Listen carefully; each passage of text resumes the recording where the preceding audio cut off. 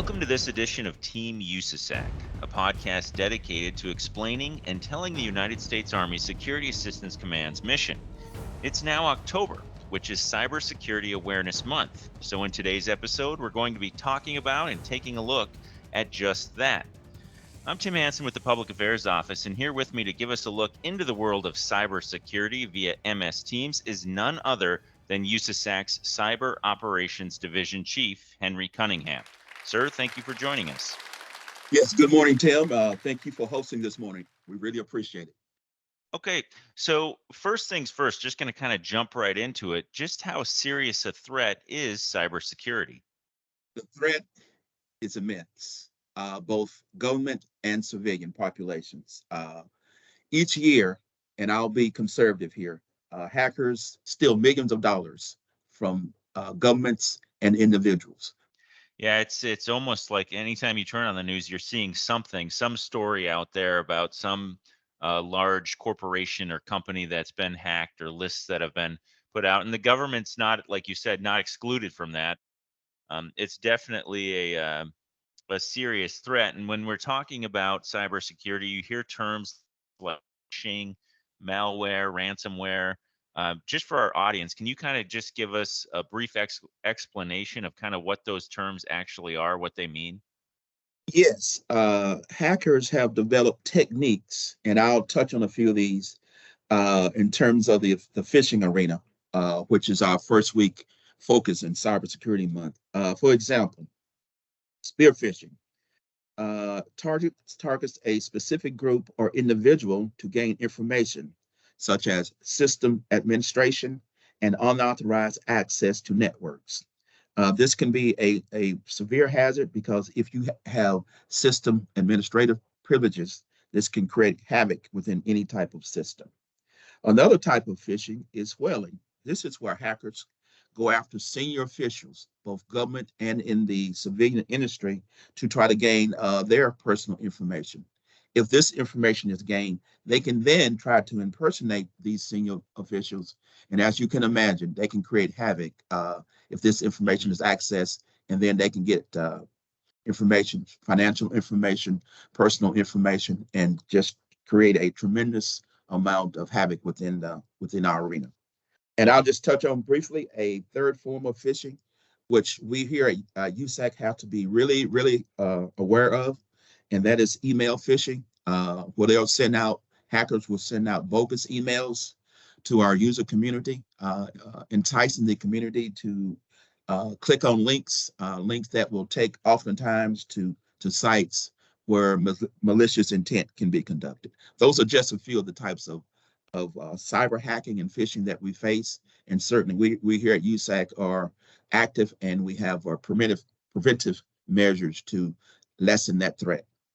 Okay. And then just talking a little bit on that email phishing, like if a worker gets an email that they don't recognize, now it may be a legitimate email, it may not be, but if they don't recognize it, best course of action is that just to reach out to y'all and just to make sure that it is something safe before they go forward, or how should an employee maybe handle something they're not familiar with? Yes, if an employee should receive an email that has suspicious content, first of all, don't click on any links, and then certainly advise G2 and G6. Mhm. Here in G6, we can do some investigative work to validate or invalidate those links. So certainly don't click on the link. Contact G6, G2, and then you can certainly delete that link. But I want to leave the audience with the knowledge of do not click on that link. Cybersecurity can really make an impact, whether that's negative or positive, on not only the employees but the organization as a whole. Can you just kind of talk about some steps maybe that an individual or an employee can do to help kind of combat this cyber threat that we all face?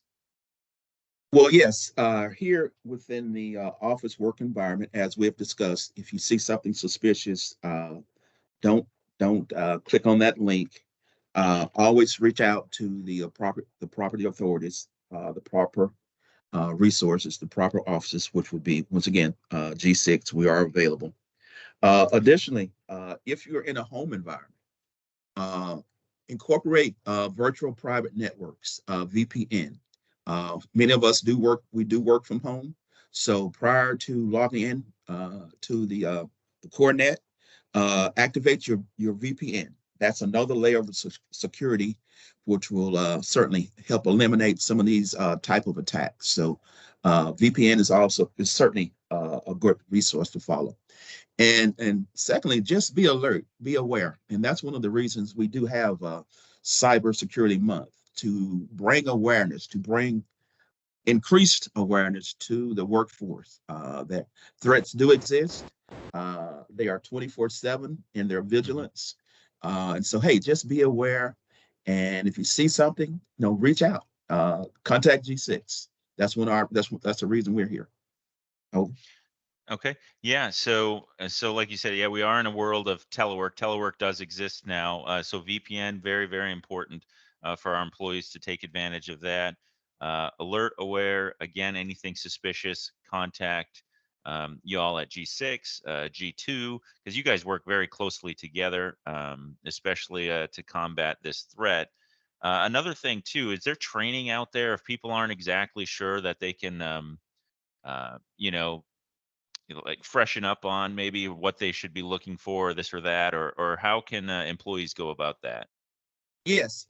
In terms of training and resources out on the net, the Cyber Security and Information Secure Agency, known as CISA, I'll say that again, Cybersecurity and Infrastructure Security Agency, CISA.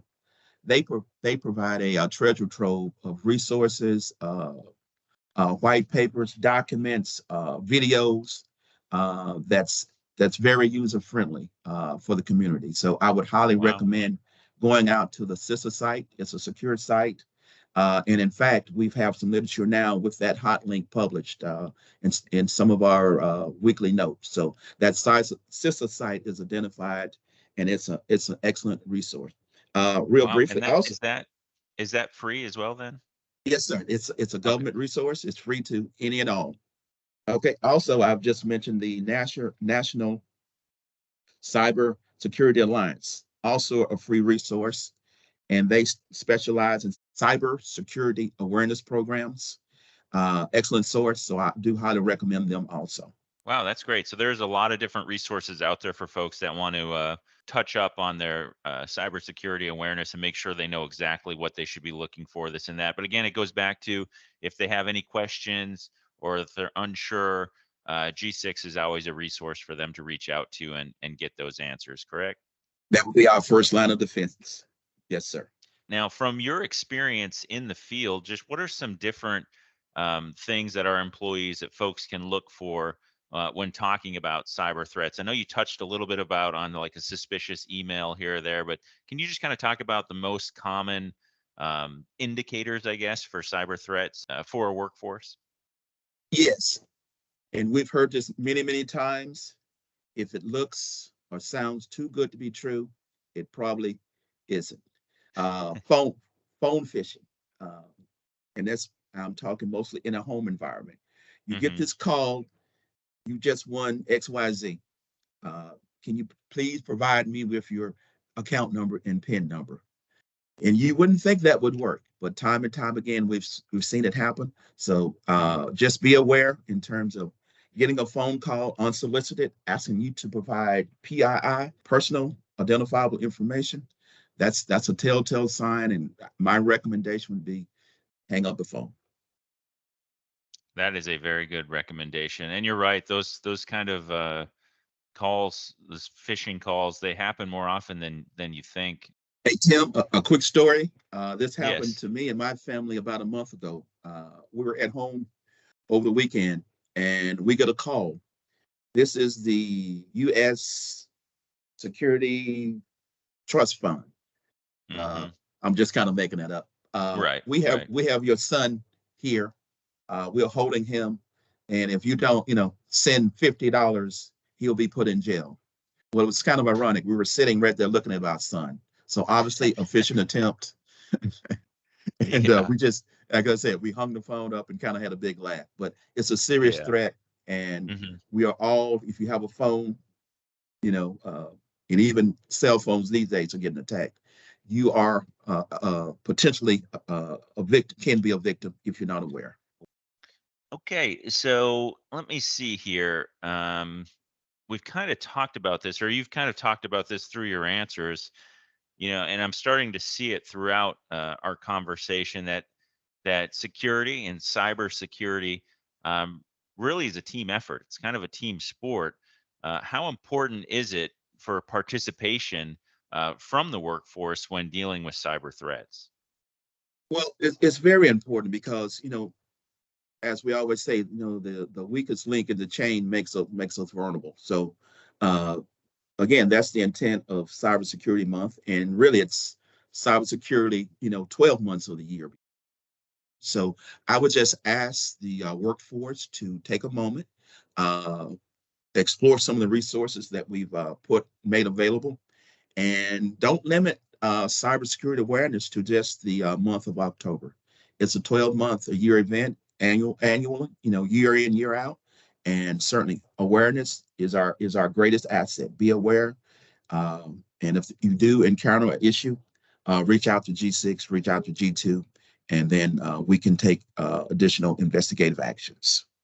Yeah, you're 100% right on that. It's even though it's Cybersecurity Awareness Month, those cyber threats, they don't just happen in the month of October. They're constant. So it is a 365 day battle that we all need to participate in and make sure that we're looking out for one another as well. So we're just about to wrap up today's episode. But is there maybe one or two things, and you probably just touched on this, but one or two things that you want our listening audience to take away from today's podcast? What would those be? Awareness, and awareness is increased through training, and we do provide training. And then the final takeaway would be, if it looks suspicious, if it sounds too good to be true, don't respond to the that invite, that threat, that phone call. Just ignore it, delete it, hang up the phone. Try to have those numbers blocked if it's a phone call, and even through email. There's an option in email where you can block emails that we deem to be of a threat. So utilize those resources that we have in place, but the driver is awareness. Kind of going along those terms with awareness, if an employee gets an email, should they at least bring that to the attention of the G6 saying, hey, I've been receiving one that says this? Yes, if an employee or multiple employees do receive what they deem to be a malicious email, that information should be routed to G6, and G6 has the tools to elevate it higher to enterprise cyber security experts, and we can identify that, and then we can take the appropriate measures to terminate any type of actions of that nature. And just to be safe, when we talk about like routing it to G6, should they just take like a screen grab as opposed to forward, or does it matter if it's forwarded, or They how could do does they that? could do a snip. Yeah, do not forward. Yes, do not forward. They could Okay. just take a screenshot, a snippet, and Yep. and route that to us. Yeah.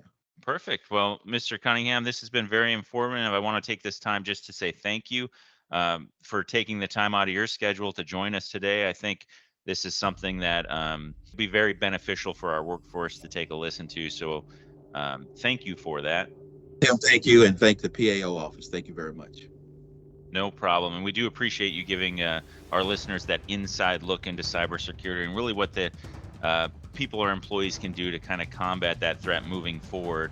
And I also want to take this time to thank all of you out there that tuned into this edition of Team USASAC. As always, if you want to learn more about the United States Army Security Assistance Command, just visit our website at www.army.mil/USASAC. Again, that's www.army.mil/USASAC. You can find the link in the description of this podcast. Until the next time, for Team USASAC, I'm Tim Hansen. Thank you for listening.